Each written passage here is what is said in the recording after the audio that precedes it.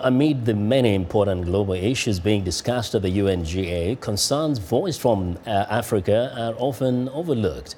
Would a more united Africa with one continental voice command more attention at the UN? This is one of the topics I discussed on this week's Straight Talk Africa with a dynamic group of experts: Pauline Muchina, Africa representative, American Friends Service Committee; Kwaku Nuamah, analyst and professor of School of International Studies at American University; and Gnaka Lagoke, analyst and assistant professor of history at Lincoln University in Pennsylvania. For several countries to come together to agree on a single platform, it has to serve everybody's interests. These countries have their own national interests, and they are pursuing that. Now, if we can come together and agree on certain things, that will be fine. But not having continental unity doesn't stop you from, working on a common platform. You can do it. There's 54 countries over there. They can meet and agree on certain things. You might have a platform. You may have an agenda that you think would be would be pushed through. But if you are not contributors to the United Nations, if you don't have to contribute, it means nothing. Yeah. Yes. So for example, take the ICC problem that Africa has been having. Right. There's a lot of talk about it. I'm not going to get into that. But they tried to get Article 16 changed, and it was Kenya that pushed that. Many of the African countries that were supporting Kenya hadn't paid their dues, so they couldn't vote. So these are the things that happens. It's not just wishful thinking. You have to pay. You have to pay your share. And let's hear from Gnaka, please. Yes, go ahead. Of course, we have to take responsibility, and then we have to be better than that. I completely agree with you. But we should not just we should not be talking about African issues like in a laughable manner.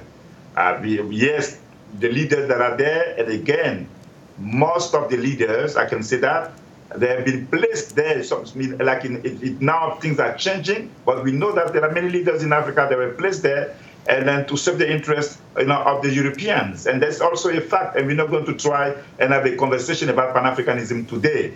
But my point is that, yes, we are right that people need to be united for a greater purpose. And yes, we have to fix our respective houses. I agree with that. But at the same time, and I'm going to seize the opportunity to talk about the reform of the United Nations, there is no way America is going to come and talk about democracy. They're going to put billions of dollars to promote democracy across the globe.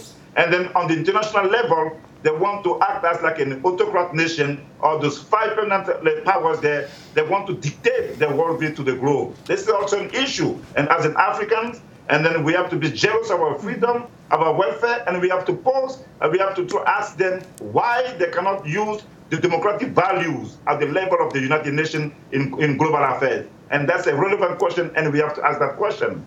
And actually, that is perhaps something that we need to talk about. Do African leaders at the global level feel intimidated to address some issues before the powerful leaders of this world? Can they stand up to them and say, this is what we think you're doing wrong, and you better do things differently?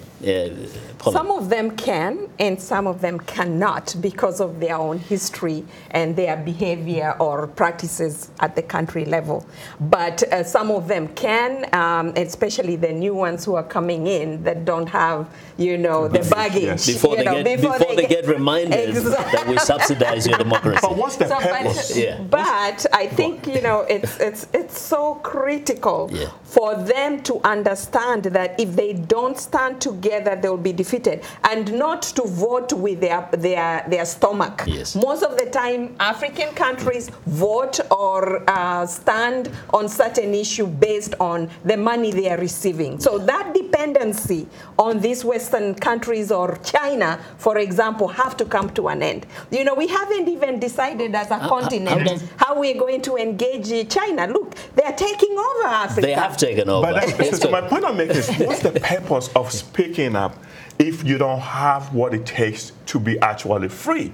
So take Ghana, for example. Kufuor gives this nice lecture to Macron on Ghana beyond aid and all that stuff. And then in the very next minute, he's asking for aid. So I don't care about all that. Can you speak out? Yes, you can talk. That's easy. It's easy. And it's very easy to blame other people. The wounds that really matter are self-inflicted.